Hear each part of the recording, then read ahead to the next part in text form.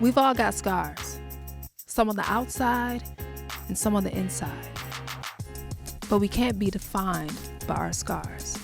I've spoken with some extraordinary people about how they've become empowered by their scars. This is I've Got Scars, baby. Yes, you are here. We are here. I'm so excited.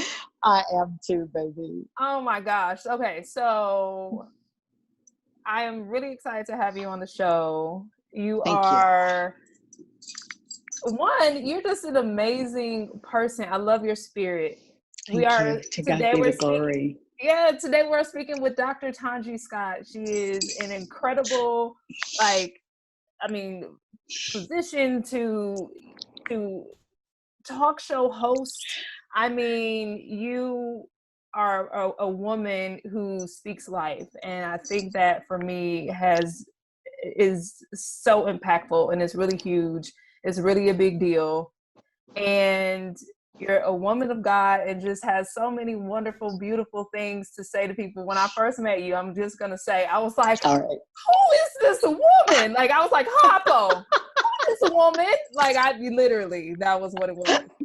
It's so funny. I said that because I was like, she has this like energy. She's effervescent. She just has this presence about her. Who is she? And so I'm so happy. Thank God for Jeannie. She connected us, and yes. I just said, okay, whatever is going on, let me connect with Dr. Tongie, and Amen. That is what happened. Amen. Thank you for that. That's a very nice thing to say. Thank you. Seriously, thank you.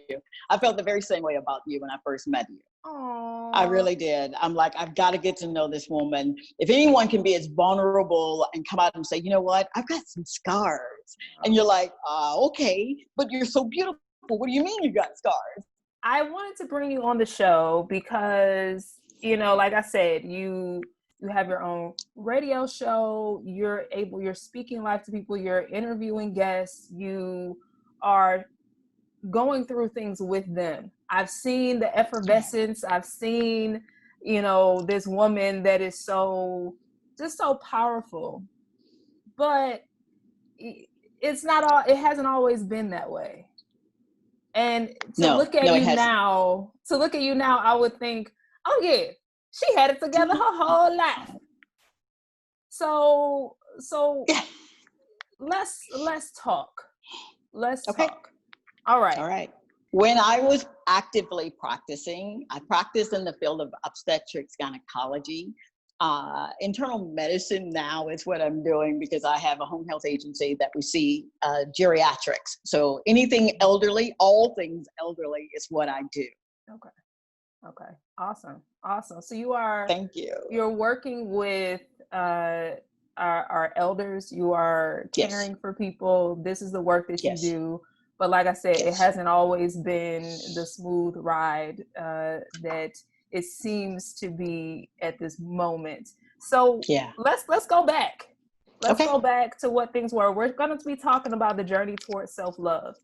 And, I think personally for me, the journey towards self-love has been a doozy, okay? It has been effort put in, okay? Yes. So what was going on for you? Did it start in childhood? Like what was happening in your life? It has truly, and I'm glad you said that. First and foremost, I've got to say thank you so very much for allowing me the opportunity. Thank you for creating this platform for so many people that need to see it and hear it around the world. You are truly a blessing to people. And for that, I say thank you. Oh. How did this start? It started when I was a little girl, man. It started, I think my first encounterance with me was that I can remember had to be about 5 years old. And I was introduced to God at 6. So I've had this love affair with him throughout my life. I kid you not. I wanted to know, who is this God that my mama and my grandmama talk about and my Aunt Flora is talking about? So that's how it really began. That journey to self-love was then, knowing that, man, so I'm reading that he's my daddy, really? He's my dad? So I love him. That's how it started. Seriously. Okay. Yeah. So in there though, I know that you've had some hiccups. Yes. You know, you want to talk about the good stuff. Oh, we're gonna go there. We're gonna go. That's what we do on this show. I was hoping, because we gotta let them know. We gotta let. Because here's the thing. You know, here's the thing. It's one thing to see a person after they've gone through certain healing, after when they're on stage in the spotlight and people are like, wow, you're amazing. But when they're not on stage, when they're in the back somewhere, when they've gone through some trauma and turmoil and all of that, you know, that's a whole different situation.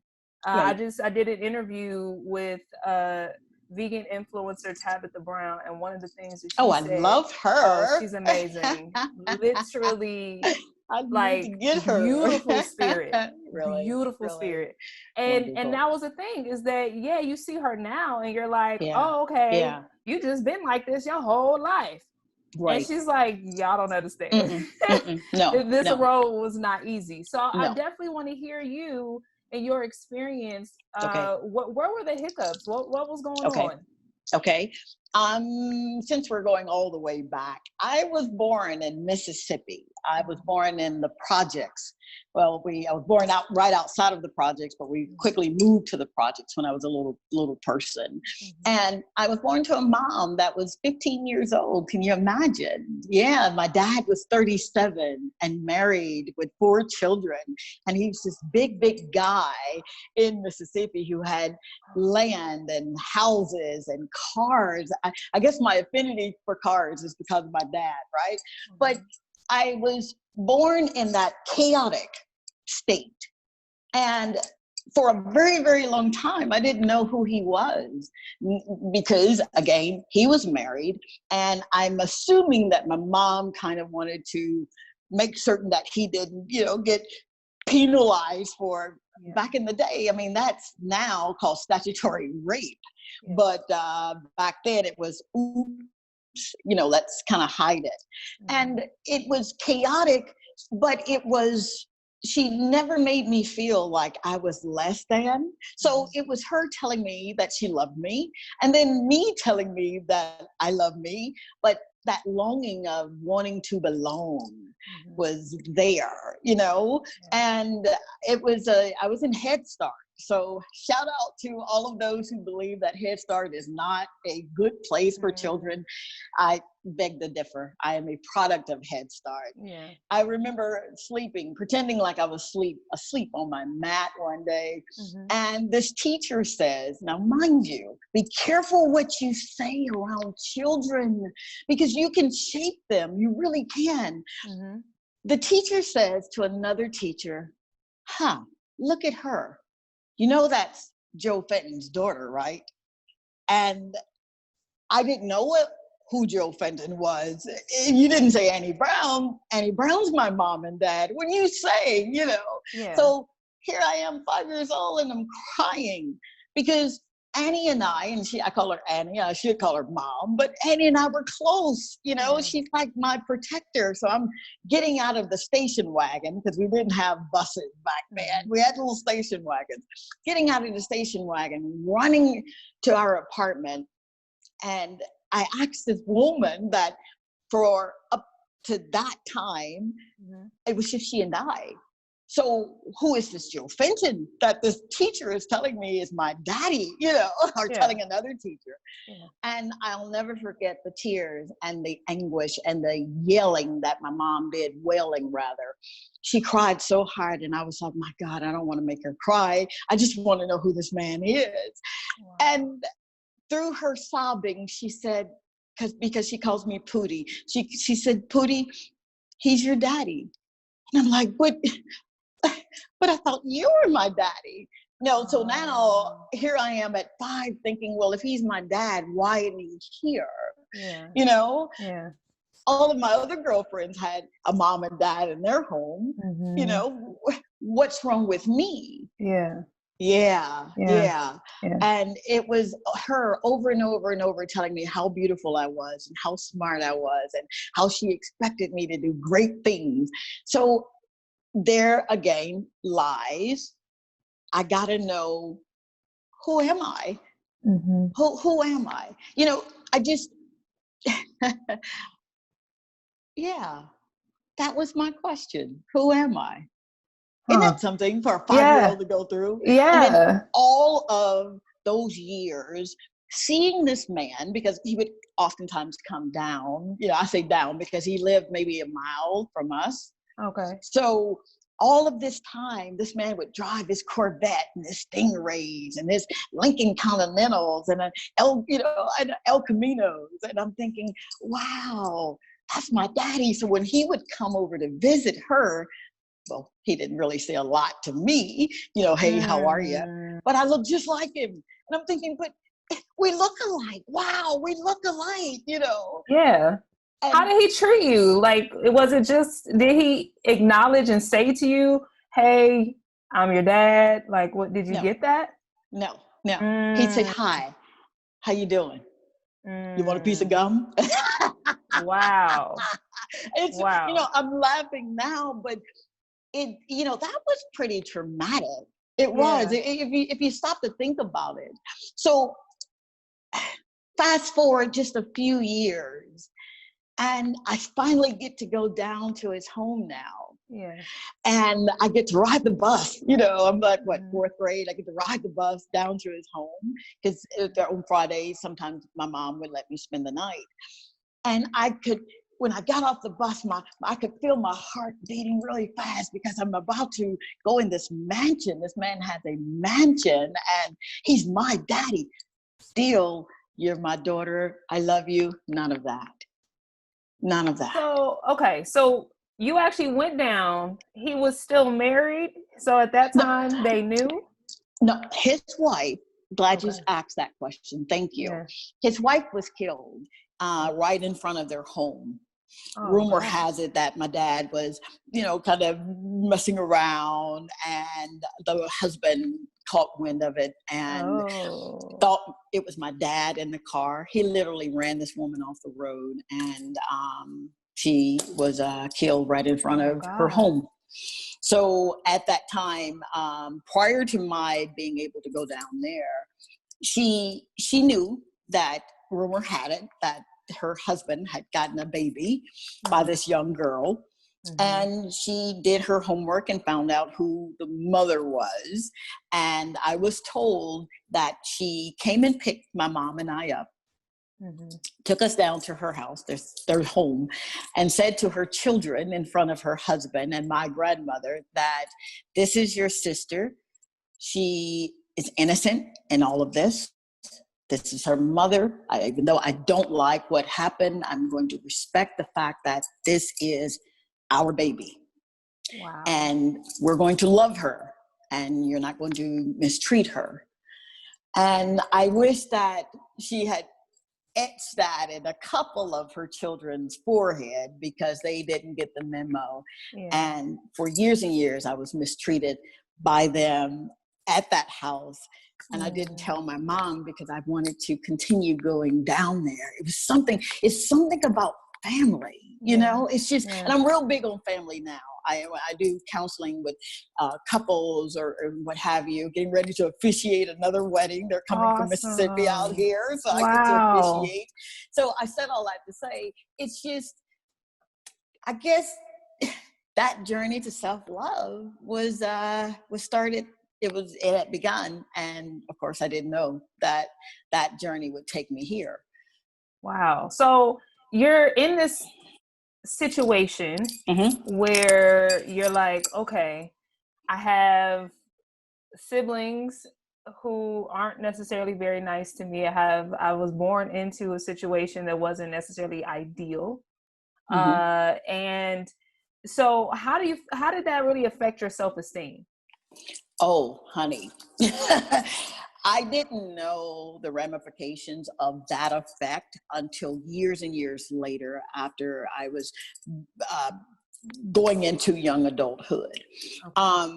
it affected it so much because I kept thinking that something's wrong with me. It's got to be wrong with me. I mean, this. My mom says I'm beautiful and I'm smart, and she wants me to do great things, but this man is not. There's no validation there. Yeah. So I found myself at some point, and I got to be open, honest, and sincere here because that's how I want to be presented. That is who I am. I found myself being very promiscuous. Looking in the mirror, saying, yeah, I am beautiful and I'm smart, but needing that person who would kind of juxtapose as my daddy to tell me how beautiful and how smart you are. Yeah. So I would caution anybody who's listening, seriously, there's nothing that we can do about what happened in our past, and we're not our past. Those we need those past experience to kind of, what not to do in life. But please grow to love you. Grow to love everything about you.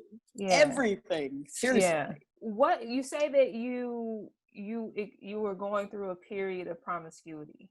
Yes. And you were looking for validation. Yes. How in that time did you get married? Did you have a family of your own? What kind of did you have any scary experiences in particular? Yes, I did. The promiscuousness came after the molestation and rape. I was raped at 12. Was I 12? Yeah, 1982. Yeah, 12 years old. And for a period of time, I did not tell my mom. I did not tell anyone. And when I finally told someone, and I'm assuming that the young girl probably thought that she was doing something to help me, she went and told a couple of more people. And those couple of more people went and told my mother. And I love my mom to pieces, but I understand when you're hurt, when you're disappointed, when something has happened to one of your children and you can't do anything about it at that time to protect them, her only recourse was to, I think she got a broom handle and she whack me with it. And I'm thinking, but you were the victim at that. I was the victim. So it was a double whammy. And I remember the kids looking in the window, laughing. A couple of them were laughing, Annie Brown ain't got no business beating that girl like that. You know how little people talk. Yeah. But for years and years and years, Audra, I was so hurt. I was so disappointed. I had for years thought that it was my fault. It was something that maybe I did. Maybe I don't know, but for years and years, I thought it was my fault. Wow. Yeah. So you had that experience, and I would imagine that would have sent you back into an even darker place. It tried. Okay. It tried to. And I say that because I am a proponent of talking to yourself. And I know it sounds just ludicrous at a young age. What do you mean talking to yourself? Because I kept saying, when I grow up, I'm going to do this. When I grow up, I'm going to go to med school. When I grow up, I'm going to be an actress. When I grow up, I'm going to travel the world. So I kept saying that over and over and over, no matter what I was going through, even at that young age. I tried to excel in school, and I did okay in school. I was your A-B student. The likability factor was really important to me because I wanted people to like me. I really did. I wanted them to say nice things so that place that hurt so bad wouldn't hurt so bad. Yeah. Does that make any sense? Yeah. Yeah. Wow. Yeah. Okay. So, I mean, I just have to say, you never know how deep the well is. Yeah. Like on the surface, it's like, oh, it's just a well. And then it's like, okay, it goes down deep. And, it does. It's that iceberg effect. Yes, absolutely. So moving forward, as you got older in dating, especially, a lot of women have experienced sexual trauma. A lot of women, you know, didn't have their fathers to say, I love you. And so as you get older and you move into dating and you want to get married and you want to have a family of your own or relationships, how was that for you? How was that experience? My dating was, is this the one who's going to rescue me? Is this the one who's going to help me realize that, you know, going to med school is something and being an actress is something? Is this the one? So I didn't do a lot of dating, but I did a lot of, I guess, dreaming, if that makes any sense. I'd be with a person and dream that this is the person, you know, only to discover that, no, he's not the person. He's not validating me now. No validation now, but I got married. Well, I had my first baby. I got pregnant at 15. I had my first baby at 16. So there goes my nomination for the Air Force Academy. I really wanted to go to the Air Force Academy, but in 1987, they were not accepting cadets that were pregnant or who had children at that time. I think things have changed now. But so I kind of threw caution to that and said, all right, I'll just hit it really hard in school. And now that I'm pregnant, of course, everyone kept thinking, Tongie Brown pregnant? Oh man, she could have been. Or, you know, and I remember the teachers, it was a couple of teachers that didn't look like me. They had blonde hair and blue eyes. And they said to me, you need to follow exactly what you said you're going to do. Now, you know, because they had been talking, you know, you go to ninth grade, they talk, the 10th grade teachers talk. I skipped a year in high school, graduated a year early and said, okay, I'm going to do it.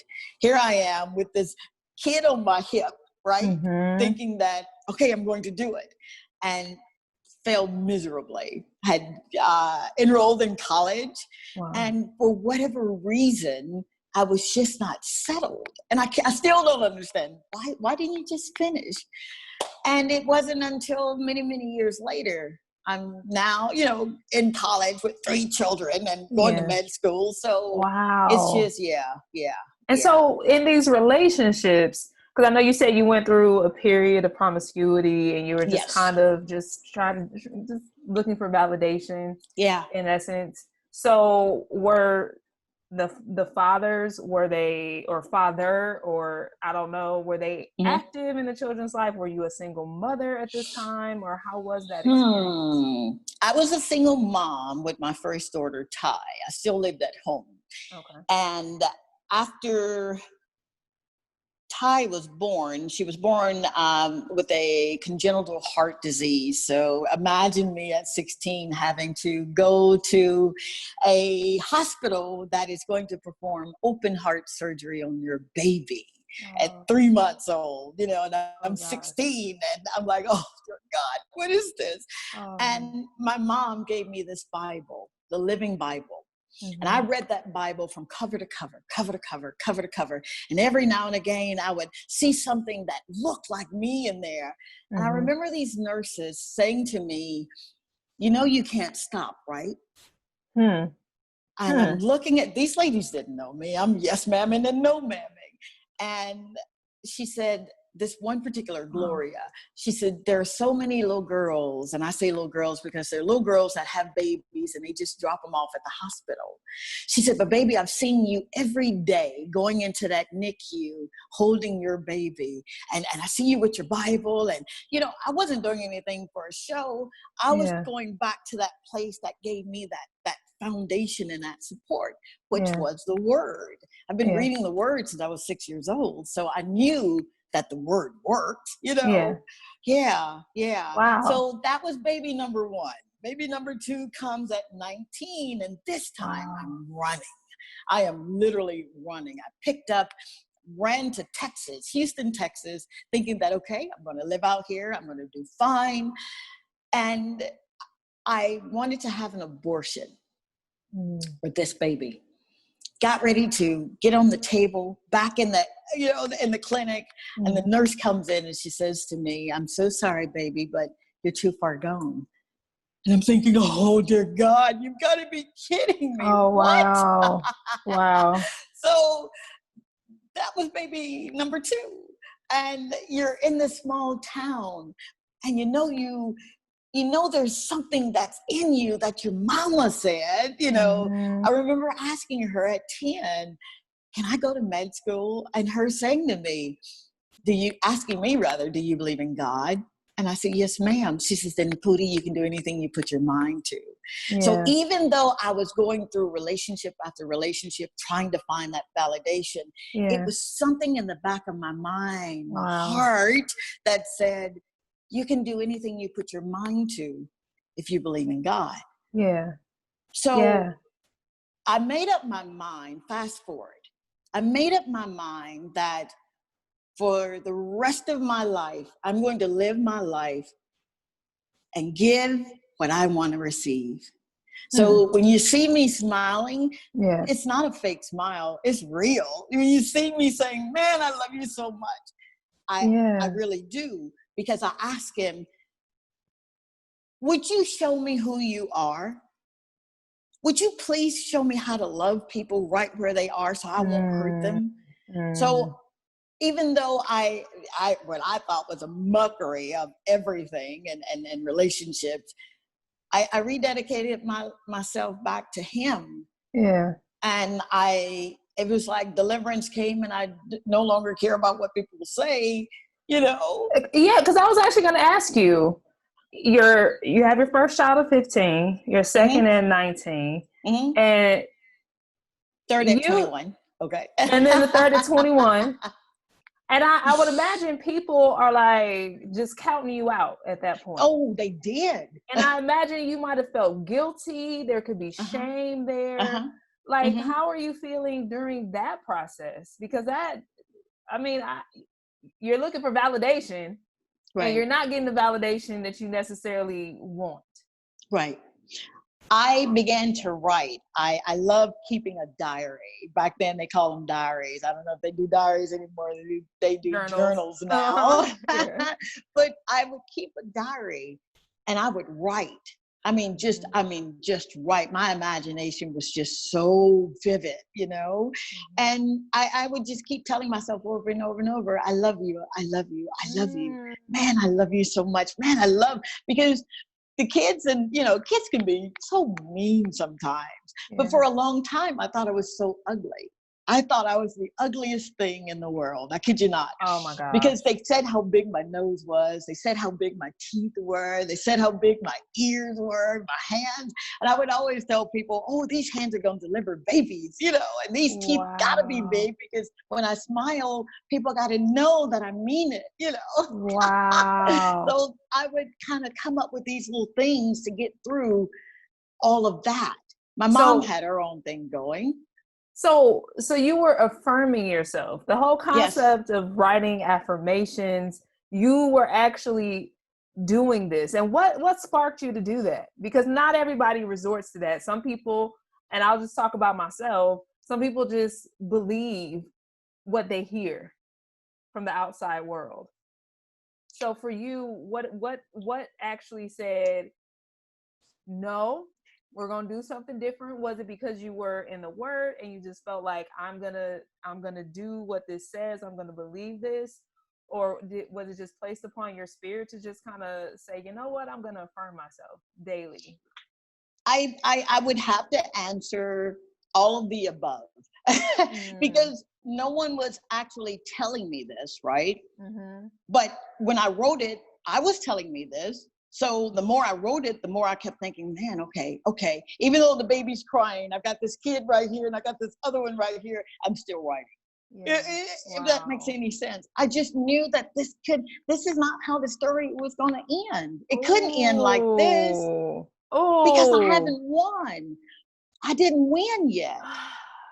No, I'm so serious. It couldn't end like that. And if you're going through anything in life, and I mean this from the purest place, which is my heart.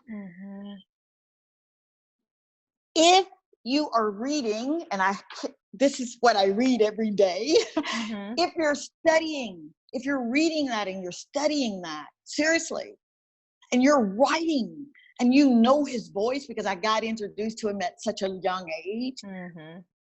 What they were saying it didn't match. Yeah. So I'd rather believe something that's written, like everybody reads it. At that time, I'm thinking everybody reads it, right? Yeah. It wasn't lining up, Audra. It just didn't make sense to me. Yeah. Yeah. It's so interesting, and I'm so glad that you said that.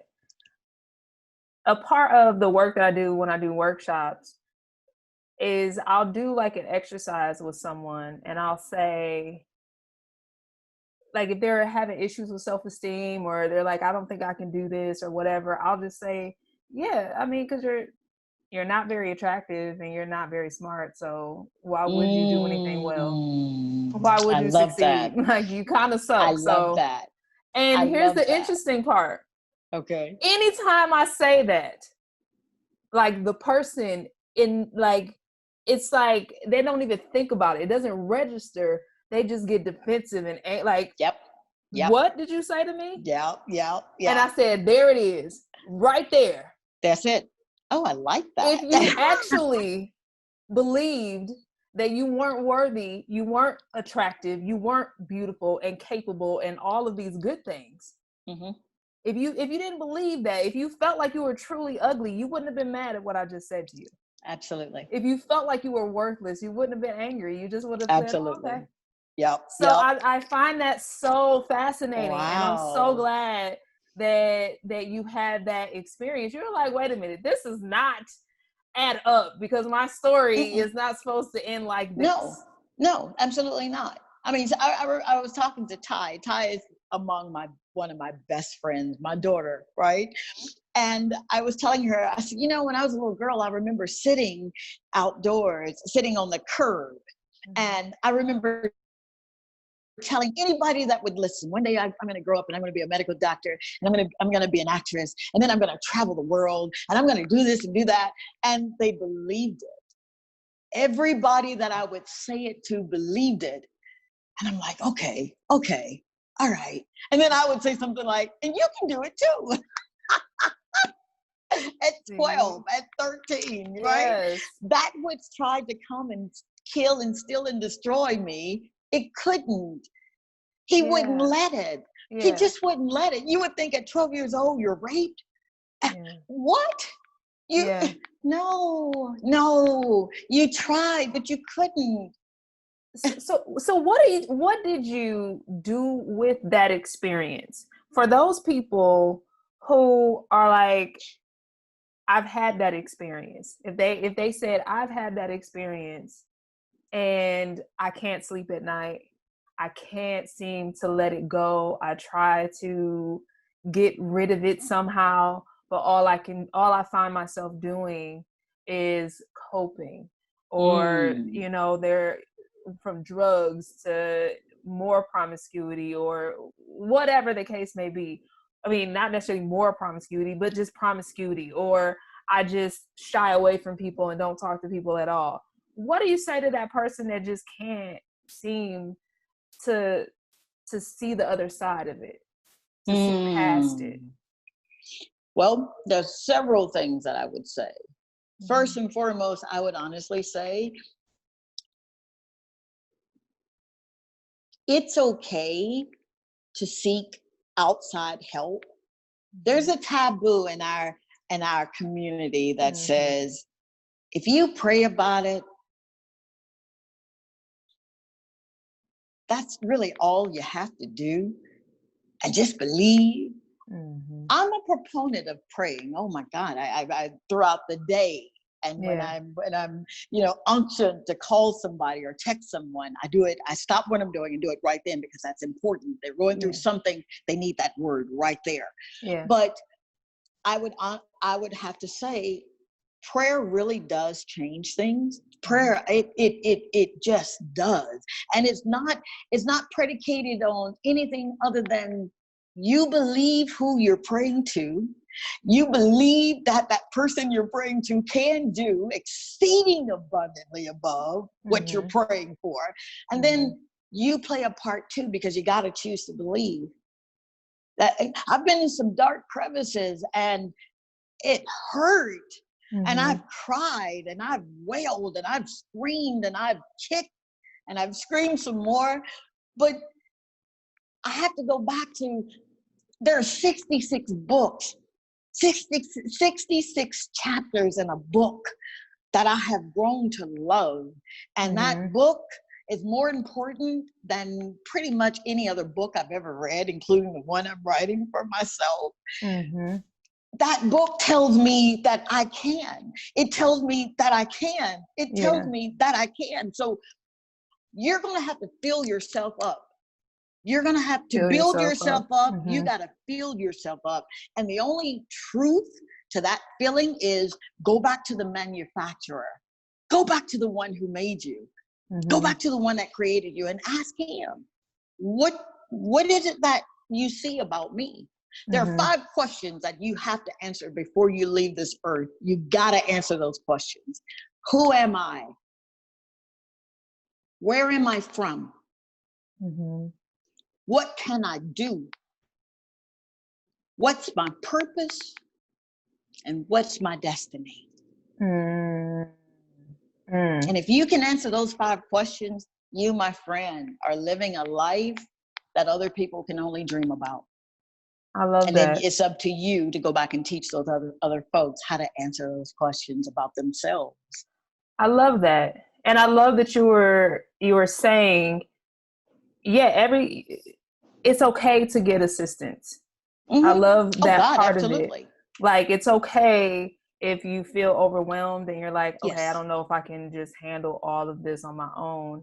Let me get some assistance. But I love that you're like, look, at the end of the day, you're going to have to build yourself up. You really are. You really are. And honestly, that was my experience as well. And I believe that I'm seeing it more and more and more now, is that there's literally nothing outside of you that's going to do it for you. Amen. That is something that I have experienced personally. It really, truly is about your level of belief. Like, whatever you believe, it is done for you. And it has nothing to do, because there are some people who are like, hey, I'm not really religious. I don't have... Me either. And I don't even want to be around religious people. They scare me because I used to be. I don't want to, And some people are like, yo, I don't, maybe they don't subscribe to certain things or whatnot. But for those people that, maybe they feel that way, my thing is that belief is belief. And if you, like, whatever you think in your mind, whatever is going on inside of you will be done outside of you. It will. At the end of the day. It will. So, because we live from the inside out, not from the outside in. Yeah. So you gotta, like, whatever's going on inside, you're gonna see it on the outside of you. Absolutely. That is, if that, I mean, that's a universal law at the end of the day. Absolutely. At the end of the day. It just is what it is. So it is. That means you have to do the work to build whatever's going on within you, so that so that outside of you, it's something is more in alignment with the truth of who you are and what absolutely so absolutely. I just want to put that out there in case there's someone that's like, well, I don't, it's very practical. This is very practical. Yes. So okay. So wow. Rebuilding yourself through all that you've had to do that work. Yeah. How do you feel like, well, you know what, before we even get there, I want to know, because your life now, as far as, at 21, you had your third child, and you went through tumultuous relationships, but right now, today, as it stands, you are a happily married woman. Yeah. Yes. You see me sitting up straight. I see. She's like, oh yes, nah. Okay, so let's talk about that. Let's talk about how you reconcile what's happening before, how you kind of whatever wonderful goodness that took place to heal whatever needed to be healed, so that you can be in a space to receive a blessed, loving relationship. How did that transition work? I'm so glad you asked that question. In the spirit of all things honest, I actually was in a relationship. I was in a relationship when I met my husband, and it was a relationship that I had no business being in. And I'll save the juicy details for the book. How did I get here? Let's just say that this individual was married and I knew better. And I met this bald-headed man at a traffic light. I was actually living in Atlanta, finishing up my internship over at Atlanta Medical Center and Grady Memorial Hospital, on my way to get my son some cell phones. On the phone with a young lady who, I think I was doing paralegal work, and she said to me one day, "You're so beautiful, but you curse like a sailor." And I'm like, ooh. That's no beauty in that. So she fastly became my friend. I'm on the phone now, on the phone with her, about to pray. I look to my right, the bald-headed man with beautiful teeth, and at the traffic light, and I tell her, "Hold on one second." And I told my son, "Let the window down." My oldest son was in the back. I had this big Expedition. I like big cars and big trucks. And he said, "Oh, please, please, Ma, don't do it. Please, please." I'm like, "Shut up." I said, "Excuse me, sir. You are so handsome." And he said to me, "Why, thank you." Didn't know that, later on he'd be my husband. But I remember when I said to him, he said, "Well, are you dating someone?" And I said, sort of, kind of an arrangement, but he says, "I tell you what, I like you. I really like you. I think you're beautiful. I think you're smart. You've got these wonderful children." He had met the kids. He said, "But I don't want to share you. And I'll give you 3 months to get it together. And if you don't have it together by July 4th, I'm going to bow out gracefully." I kid you not, true story. And I knew then, he's the one. Wow. He's the one, because no one else made me think. They made me feel.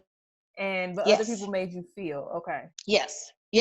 He made me think. He would always tell me what I could do. He would always tell me that, you're being in business for yourself is going to be great because you can have freedom. You have freedom, because I had honestly put my business on the shelf.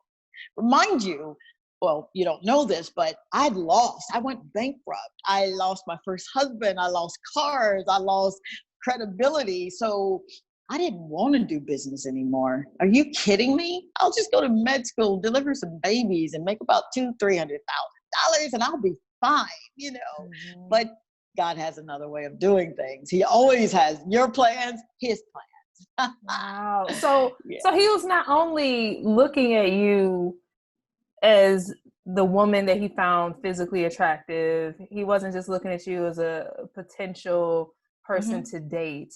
He was actually also looking at the totality of you and your life and what you're doing with your career. He said to me, I'll never forget, he said, "You have what's called scattered energy." I said, "Huh?" He said, "I hear you say all these things that you used to do, and then I hear you say what you want to do, but you just don't do it. Your energy is so scattered. Why don't you start your business all over again?" And I'm looking at this man like, "You don't even understand. Didn't I just tell you I went broke? Didn't I tell you that I had nothing?" But he was in business for himself. And I'm so glad, God, I'm so grateful to God. You have no earthly idea. I didn't know that he was what I needed.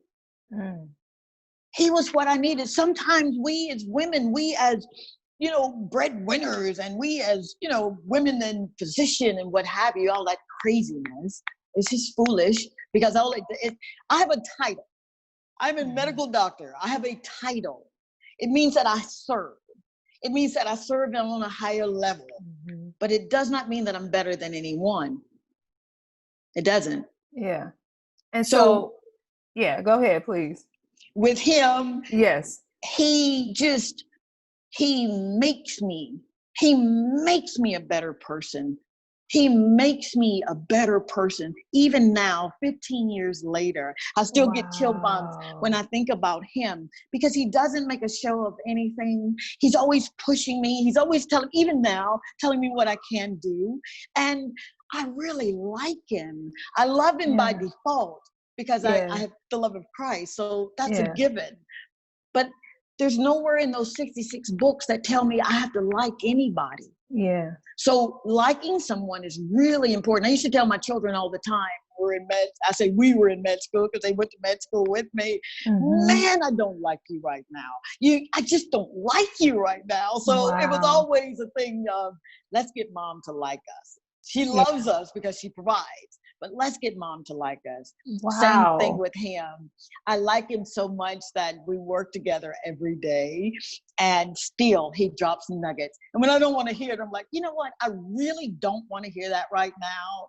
And I just the other day had to go and say, I apologize because I did not represent who I was supposed to have represented to you. So you never get to the point where you can't say, I'm sorry. You gotta say, I'm sorry. What good is it that everybody else out there like me or love me or say these wonderful accolades about me, but the people in my home don't even want to be around me? That makes me a hypocrite. I've been that before, and I don't want to be a hypocrite anymore. I don't. So every single moment I'm examining my heart. Did you say that right? Did you make them feel some kind of way? Did you? Yeah. I'm exhausted by the time I go to bed. Here's the thing. I'm so glad that you said what you said, because a lot of times you think a relationship is just supposed to, like, what is a relationship really supposed to do or be about?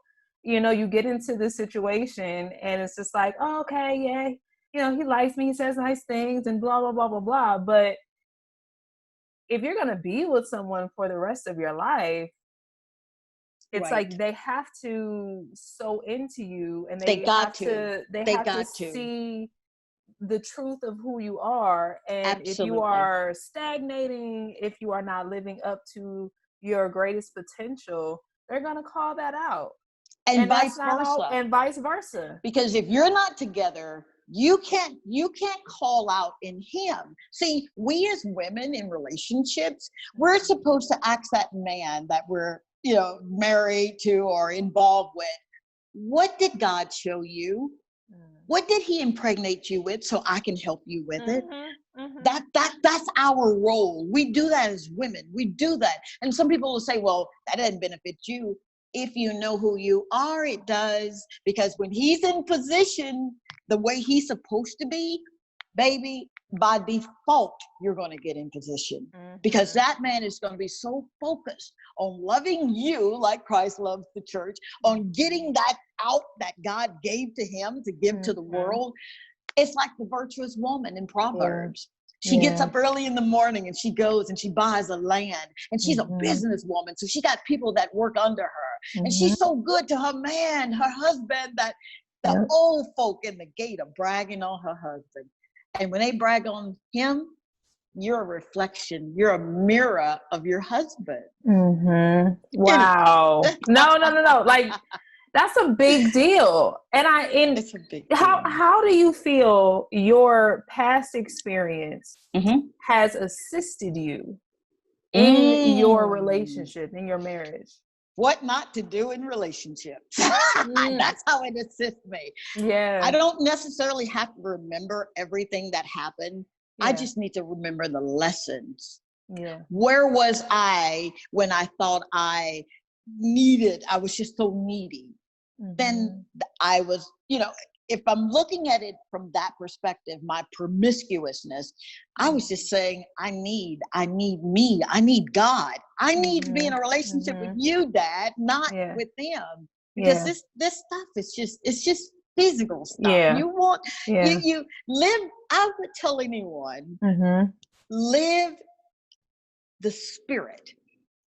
If God is in you, right? The Holy Spirit lives in you. Then live from your spirit. Man has 3 dimensions. We are spirit, soul, and body.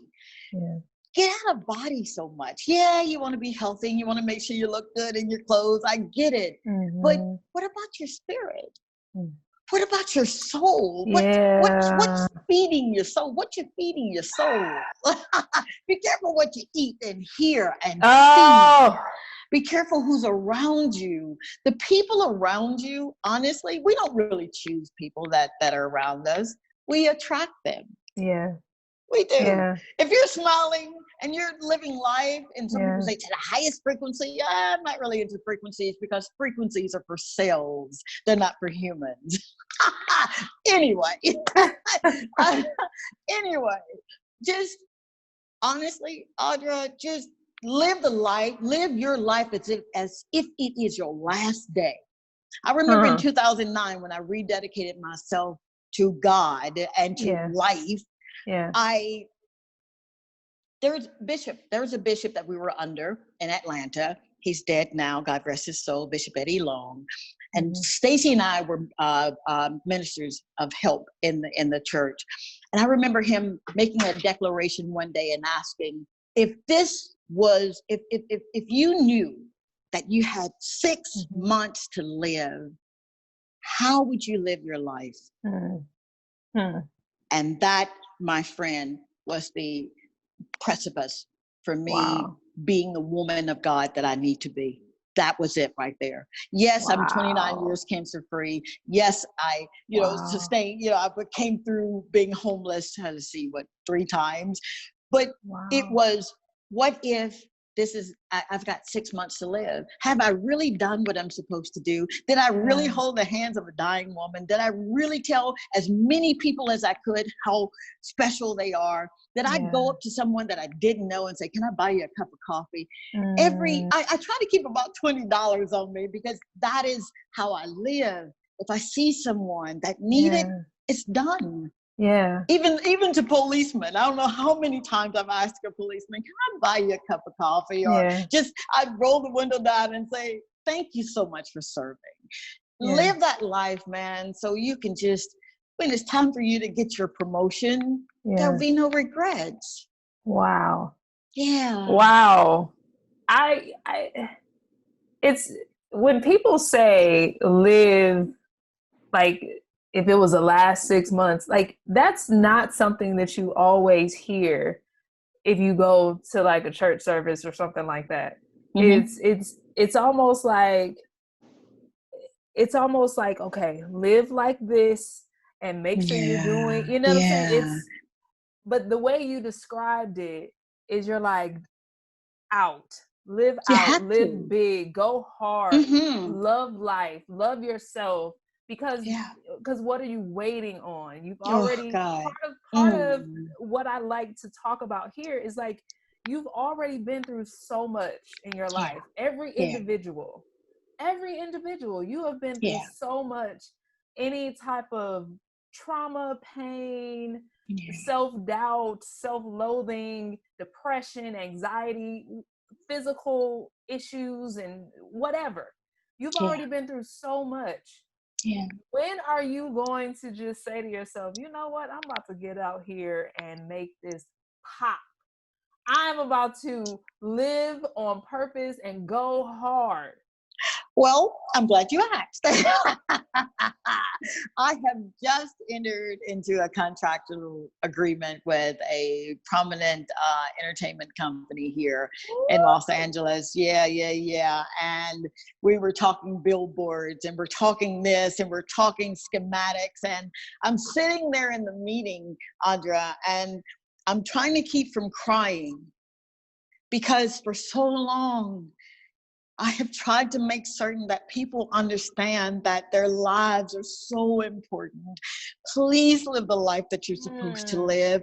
Please, start a relationship with him. Yes. I'm not asking for, religion, just be in a relationship so you know his voice, so that he's got some secret things for you. And you'll never know those secret things if you don't get into a relationship. Yeah. So sitting there, and I'm thinking all those things that have happened, and I've seen people that I've prayed for or fasted for, they come back and say, man, Dr. T, you don't even understand. God did this. One guy, bless his heart, I think he had come into a few $1 million after some prayer. And yes. But I'm looking, it was like just a quick little snapshot of my life. Yeah. And then for one moment, seriously, last week, for one moment, sitting in that meeting, I'm thinking, do I really deserve to be here? Yeah. Because when you see, all of us have greatness in us because we've got our daddy's DNA. Yes. And we got to look like our daddy. So my test has been, when I look in the mirror, I don't want to see me. I want to see him. What does he look like? Well, he tells you what he looks like. He's kind, he's patient, he's long-suffering, he's gentle, he's meek, so he tells you what he looked like. So those are the kind of fruit, the characteristics of the fruit of the Spirit that I want. Yeah. So, yeah. Wow. I'm not going to play small anymore. Yeah. I'm so glad. I'm so glad that you're saying that. And you're like you said, you're in this meeting, you're like, do I even deserve to be here? But it's like, well, obviously you do, otherwise you wouldn't be there. And and I think that's the thing. When you have a blessing, it's like, you know what? I am grateful for this time, this moment. I'm supposed to be here. This is my destiny. And affirming, going back to what you said when you were writing stuff down in your diary. I still do. Yes. Affirming yourself. I think that is the work that goes into manifesting things that are inside of you, but it's going to only be able to be birthed into the world if you fully are in alignment with it, you trust it, you believe it, not even believe it, you know it. And we know that all things work together for the good of those. You know what I'm saying? Like, you better that, believe when you it. know. When you know that you know that you know. Yes, and it doesn't matter what you've been through. It doesn't matter the shenanigans that have tried to stop you or could have stopped you. Absolutely. None of that matters. None of it matters. You then create the blueprint, because the blueprint is already in you. You write the blueprint out, make it plain, and say, come on okay, now. Cool. Come on. Now this is come what on. I see. This come is what on. I see. And then I love how this connects, because like I said, I was talking to Tabitha, and that's what it was. She was like, I just listened. I kept listening, and I moved in faith. And I said, okay. Ooh, and I mean, when I tell you, it was incredible. Definitely watch that show. I will. It's powerful. But this is what I'm like. I'm feeling this energy here that's saying, step out of in the box thinking. Move out of your way. Yes. Move.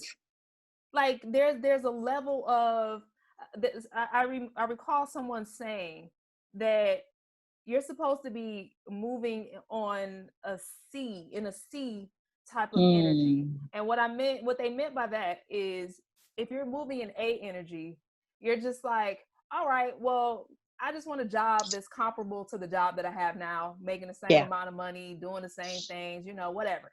Yeah. B energy is, you know what, I want a little bit of a raise, maybe, an extra $5,000 a year or something like that, a slight increase.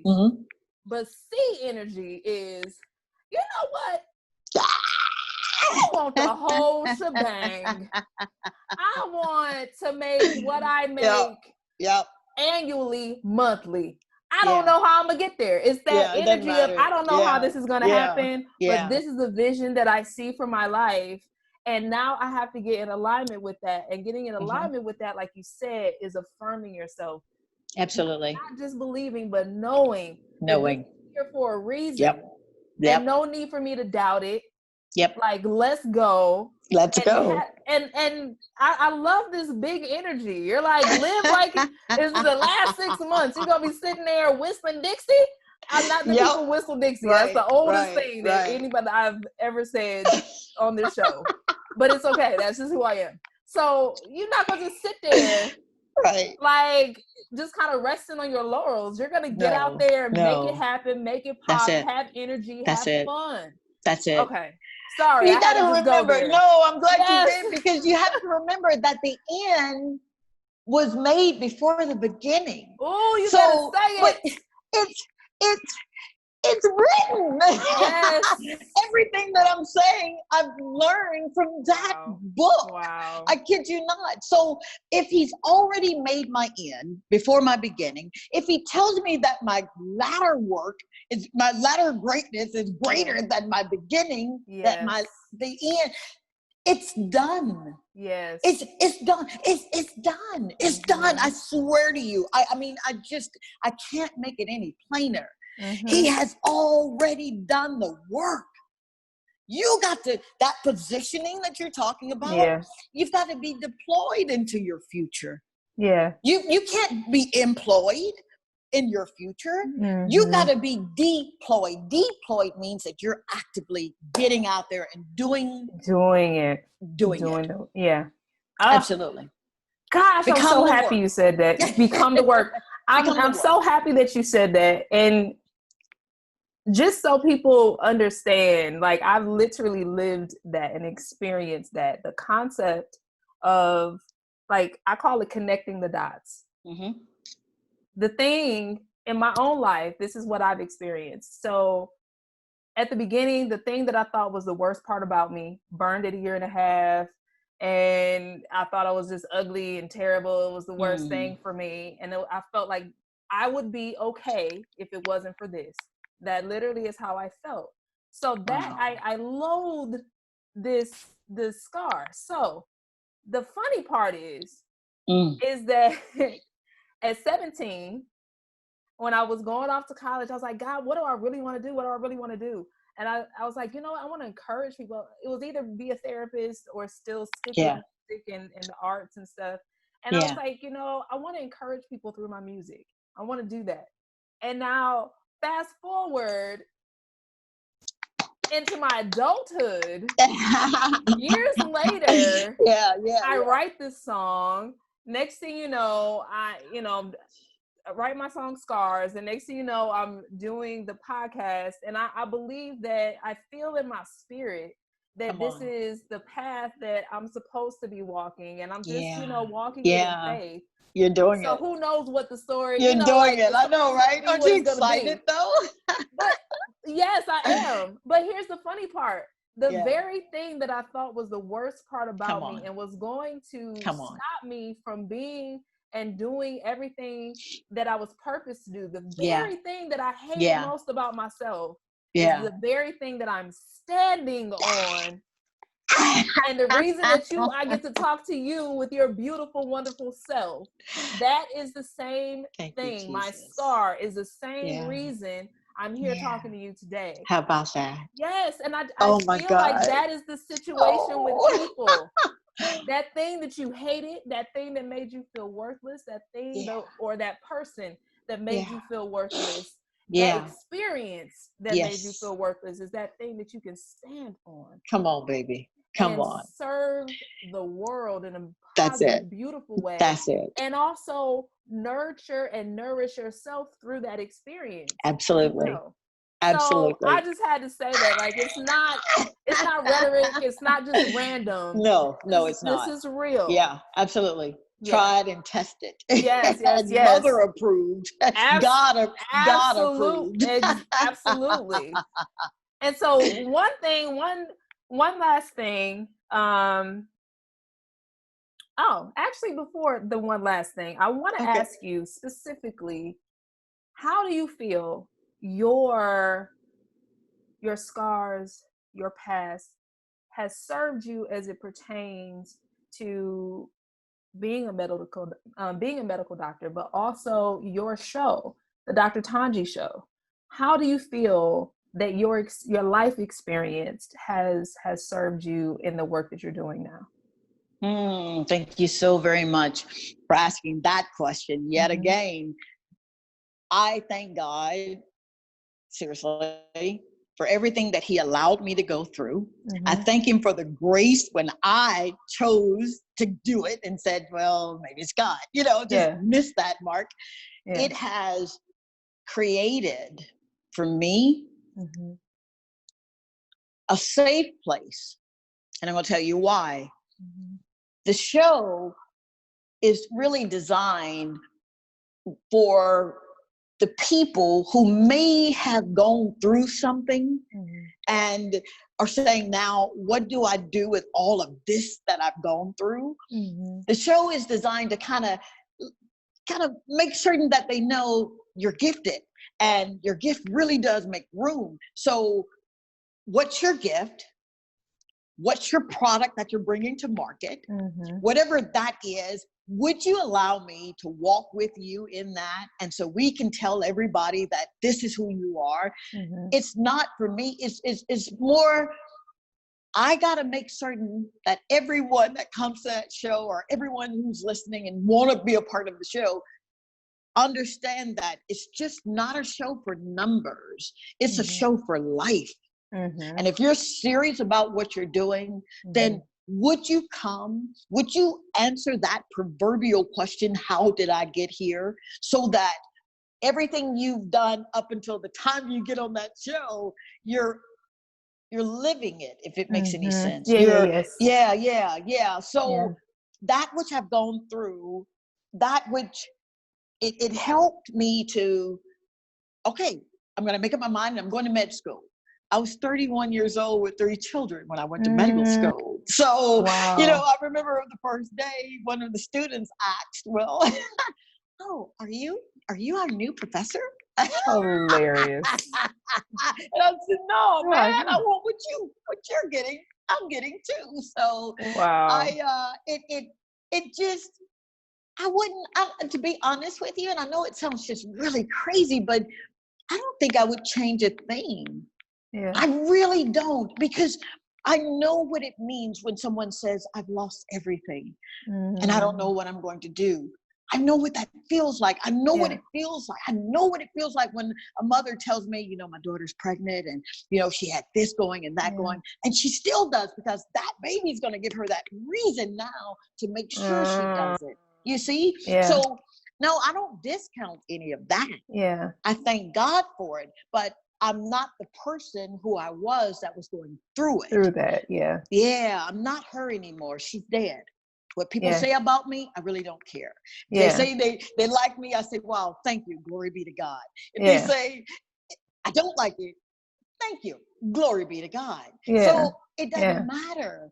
You know what matters, honestly, honest to God, is when I stand before this man and he's reading that laundry list of them things that got me in the book and the things that's going to get me in the other books. See, the other books, I got my business fixed with the book.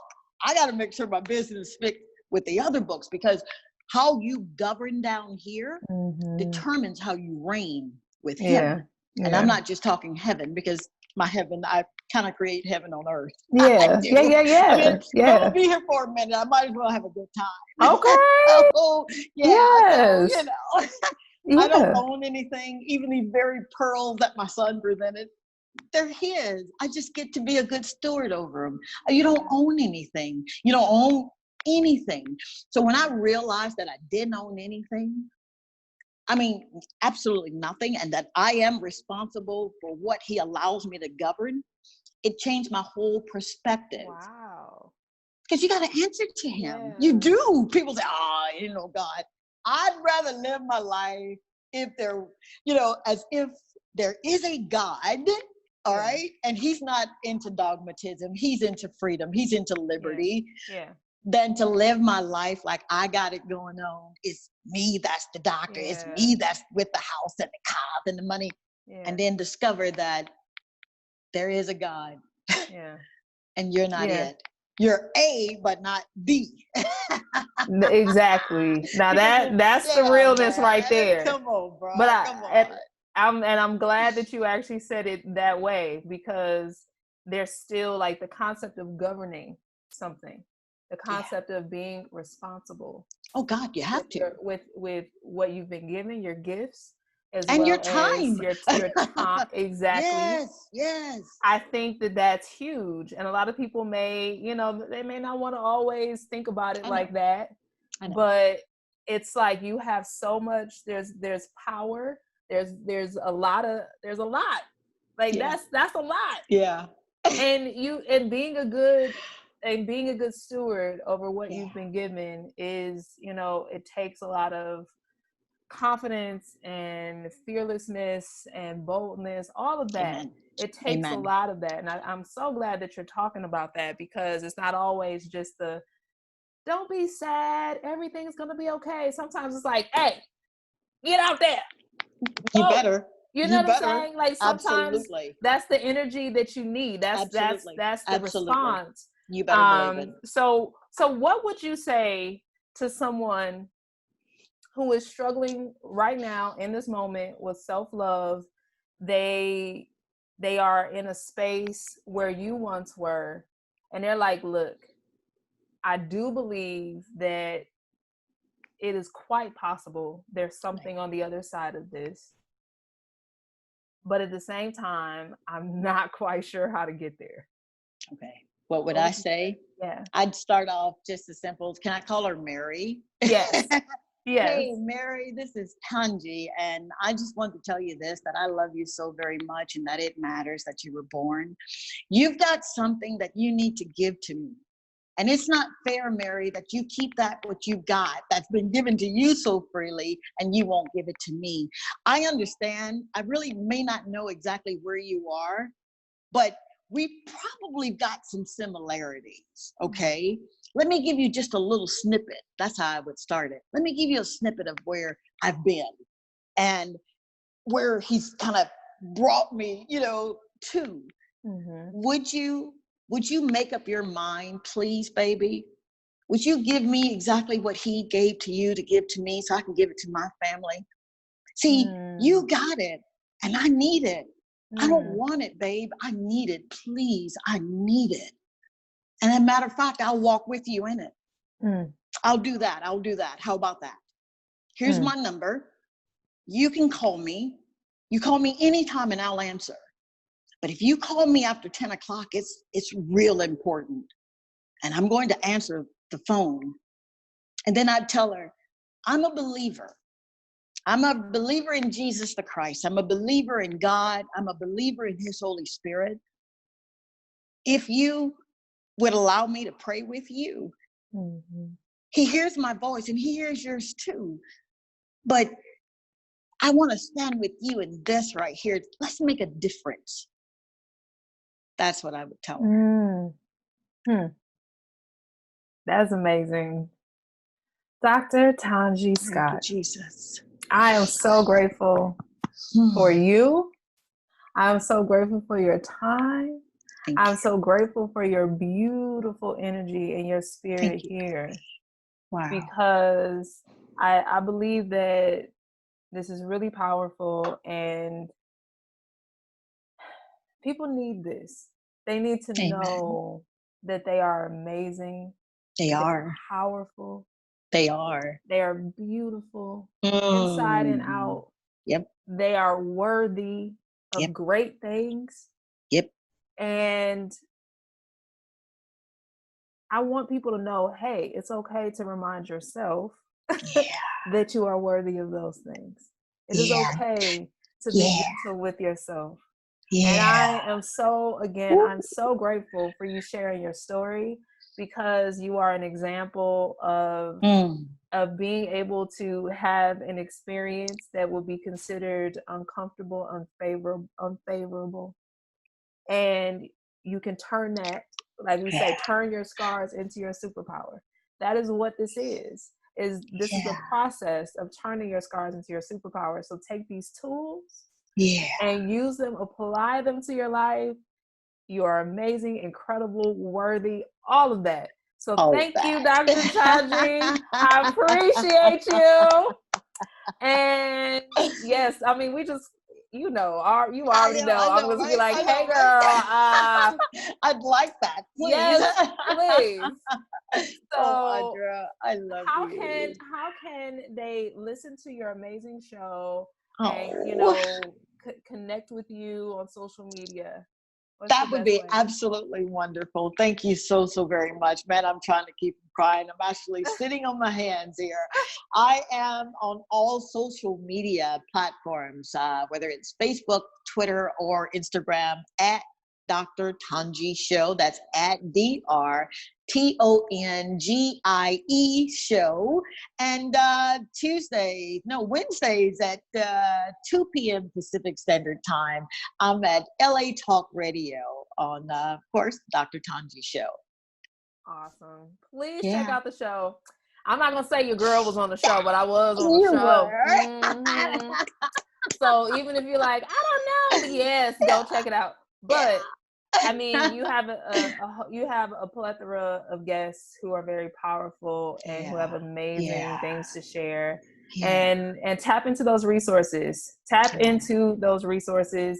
You are incredible, walking in your purpose, and I'm excited to see your next levels and all of that. I know, right? Wow, I'm so grateful.